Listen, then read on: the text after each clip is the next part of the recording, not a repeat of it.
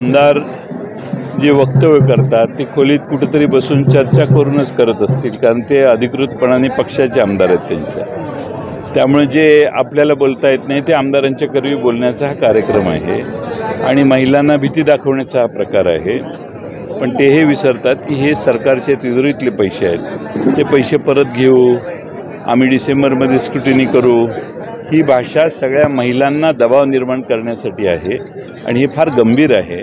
महाराष्ट्रात योजना जाहीर करायला कुणाची बंदी नाही, पण त्यातनं आमच्या चिन्हाच्या समोरचं बटन दाबा, नाहीतर योजना चालणार नाही आणि दुसऱ्या आमदारांनी ह्या गोष्टी बोलायच्या, हे अतिशय गंभीर आहे.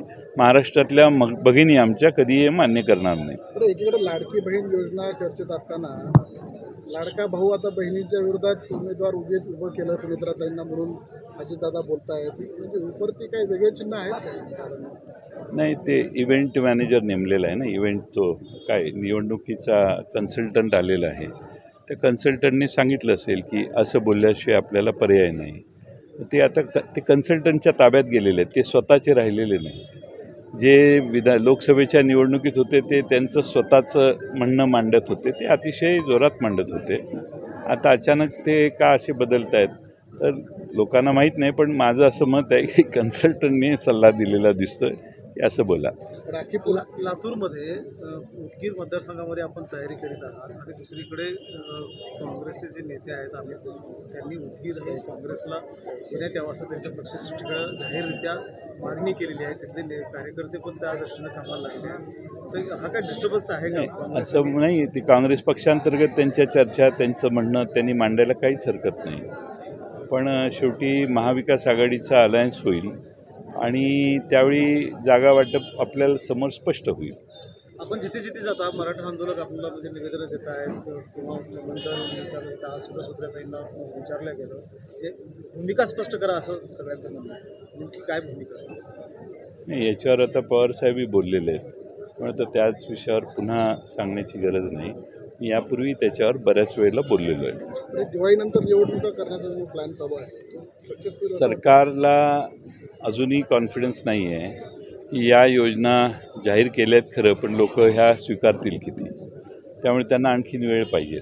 त्यासाठी त्यांनी योजना दूत नेमणार आहेत. प्रत्येकाला 10,000 रुपये पगारावर ठेवणार आहेत. कॉन्ट्रॅक्ट 6 महिन्याचं करणार आहेत. 300 कोटी त्यांच्यावर खर्च करणार आहेत. जाहिरातीसाठी 270 कोटी योजनांच्या जाहिरातीसाठी खर्च करणार आहेत. त्यामुळे सरकार आत्मविश्वास गमावलेलं सरकार आहे आणि आपला पराभव होणार या भीतीनं ग्रासलेलं असल्यामुळं ते आजचं मरण उद्यावर ढकलण्याचा प्रयत्न करत आहेत. त्यामुळे नोव्हेंबर महिन्यात निवडणूक घेतील असा माझा अंदाज आहे. आता आपण बोलताना असं म्हणाला की नगराव पाटील यांना आपण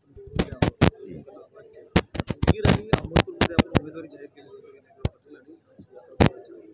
आमच्या महाविकास आघाडीमध्ये आमचा प्रयत्न आहे त्यांना तिकीट मिळावं म्हणून, आणि तो यशस्वी झाल्यावर त्याच्यावर शिक्कामोर्तब होईलच. स्वतःहून बोलवले विनायकराव पाटील साहेब, शिक्कामोर्तब होईल. त्यांना मी आग्रह केला की तुम्ही आमच्या पक्षात या. इकडं सुधाकर भालेरावांना देखील मी आग्रह करून बोलवलेले. दोघं आलेत ना. विधानसभेचं ठरलंय.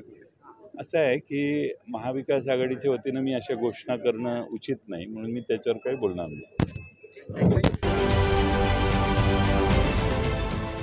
देश विदेशातील प्रत्येक घडामोडींचे लाईव्ह अपडेट मिळवण्यासाठी आता साम टीव्हीच्या सर्व सोशल मीडिया प्लॅटफॉर्मला लाईक, फॉलो आणि सबस्क्राईब करा. तसंच सर्व नोटिफिकेशनसाठी बेल आयकॉन प्रेस करायला विसरू नका.